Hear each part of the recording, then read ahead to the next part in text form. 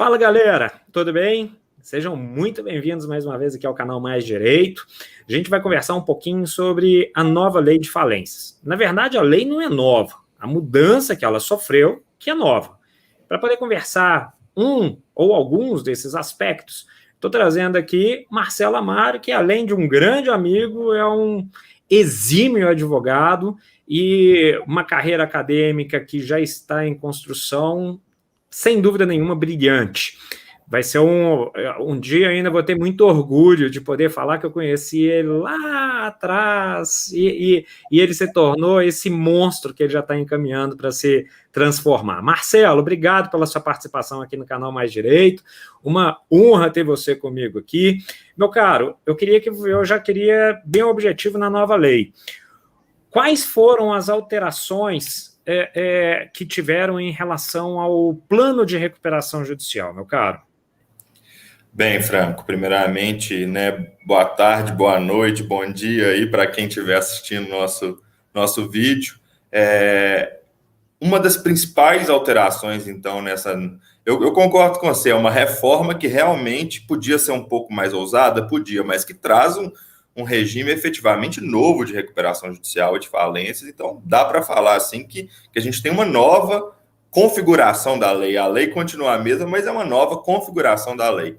E ela trouxe um ponto muito interessante em relação ao plano de recuperação judicial, que é o plano alternativo de recuperação judicial, não mais apresentado pelo devedor, mas apresentado pelo credor, trazendo um pouco da experiência que já existe nos Estados Unidos em recuperação judicial, nos Estados Unidos, que o Bankruptcy Act dos Estados Unidos traz essa possibilidade de uma apresentação de um plano de recuperação judicial que a gente vai chamar de plano alternativo. Me parece que a doutrina está encaminhando para se chamar dessa forma, de plano alternativo. E tem um negócio bacana que antigamente, se o plano fosse reprovado, a falência já era quase uma consequência lógica, e é exatamente esse ponto que muda agora, né, Marcelo? Exatamente, Franco.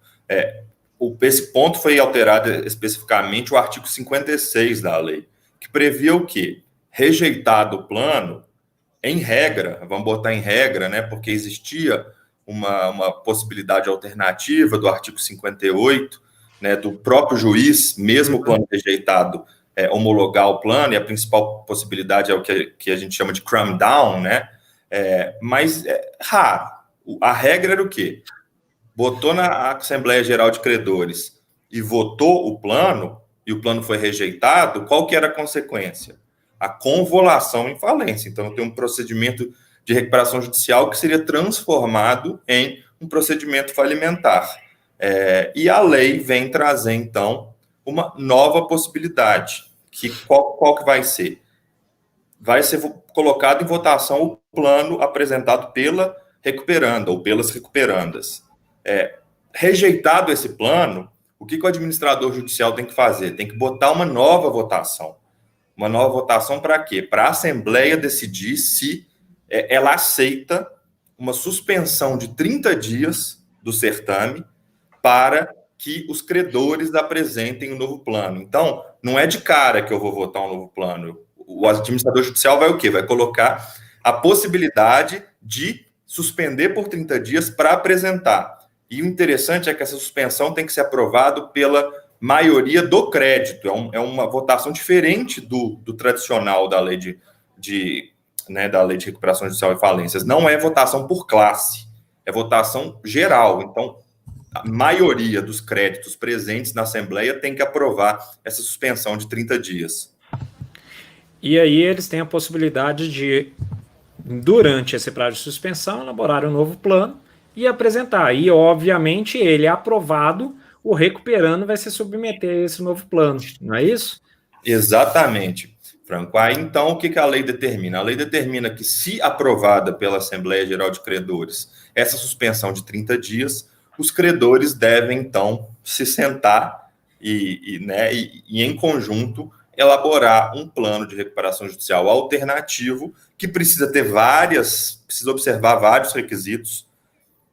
primeiramente, ele precisa observar os requisitos de qualquer plano do artigo 53, então aqueles 3 principais pilares, a viabilidade econômica financeira, os laudos de todos os bens, qual que vai ser a estratégia pormenorizada, e precisa, então, durante esses 30 dias, vai ser elaborado esse novo plano de recuperação judicial, esse plano alternativo pelos credores, que precisa ser subscrito, isso é muito importante, por ou 25% do crédito sujeito à recuperação judicial, ou 35% do crédito presente na Assembleia Geral de Credores. Então, durante 30 dias, além dos credores terem que elaborar esse plano, eles vão precisar do quê? Vão precisar também da anuência. Então, não adianta um credor só, ou 2 credores, ou mesmo, por exemplo, todos os credores trabalhistas se sentarem e fazerem um novo plano.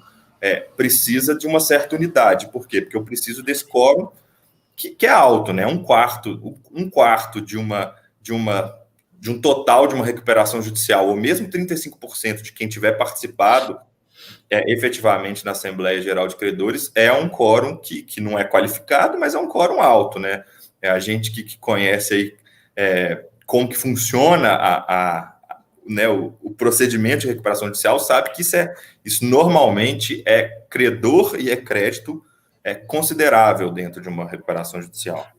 E geralmente, se a gente leva em consideração a teoria de Pareto, de forma geral, ela também se perfaz na recuperação, né, dos 80-20. Então, às vezes, a gente tem um crédito muito grande na mão de poucas pessoas e que acabam por conduzir da maneira que melhor desinteressa, né? Às vezes até melhor, e o recuperando tem que tomar um certo cuidado com isso, que às vezes o interesse nesse momento vai ser visando mais ao próprio credor do que ao devedor, mas de uma maneira a compatibilizar que ele consiga pagar, enfim, é uma alteração. E um ponto que é interessante é porque antes, na legislação anterior, eu lembro que era sempre um momento de muita tensão a Assembleia de aprovação do plano de recuperação, porque tem aquela incógnita e a chance enorme de uma decretação de falência, que também permanece, correto? A chance de ter a falência decretada, não a chance de ter a falência decretada, mas a chance dos próprios credores não terem interesse em apresentação de um plano alternativo, ela existe. E aí, nesse caso, talvez venha, sim, a uma possibilidade de decretação de falência, concorda? Exatamente, Franco. Isso é um ponto que precisa ser realmente ter atenção. Por quê? Porque não é assim garantido. Rejeitou o plano oferecido pela recuperanda, vai ter o plano de recuperação alternativo. Então, a primeira votação vai ser o quê? Os credores vão deliberar o quê? Se querem ter a possibilidade de apresentar esse plano ou se querem rejeitar totalmente, e aí se rejeitar totalmente na própria Assembleia, digamos, a Assembleia Geral principal, né, a Assembleia Geral de Credores principais, se rejeitar a possibilidade do adiamento por 30 dias, vai ter que ser, em regra, convolado em falência, novamente com a ressalva lá do artigo 58 das hipóteses que existem e que a gente sabe que tem alguns juízes um pouco mais intervencionistas que às vezes dão na canetada a recuperação judicial, mas vou falar assim, a regra é essa, então, a primeira possibilidade vai ser essa, então, de não querer o adiamento durante 30 dias para apresentação de novo plano. Então, essa é a primeira hipótese de convolução em falência. E depois ainda tem uma segunda hipótese, que é o quê? É apresentar o plano e o plano ser rejeitado.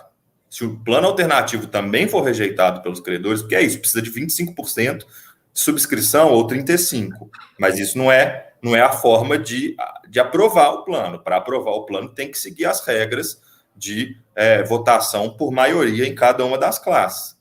Então, se for rejeitado o plano desse segundo momento, também há a possibilidade, em regra, de uma convolução em falência. Então, agora, são em 2 momentos diferentes, em relação especificamente à Assembleia Geral de Credores, são nesses 2 momentos específicos em que a recuperanda pode ter a convolução, a falência, né, convolada por opção, né, por deliberação dos credores.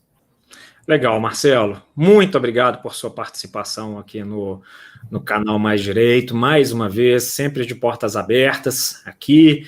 E assim que tudo acabar, nos botecos de Belo Horizonte também, para a gente tomar uma, né, Marcelo?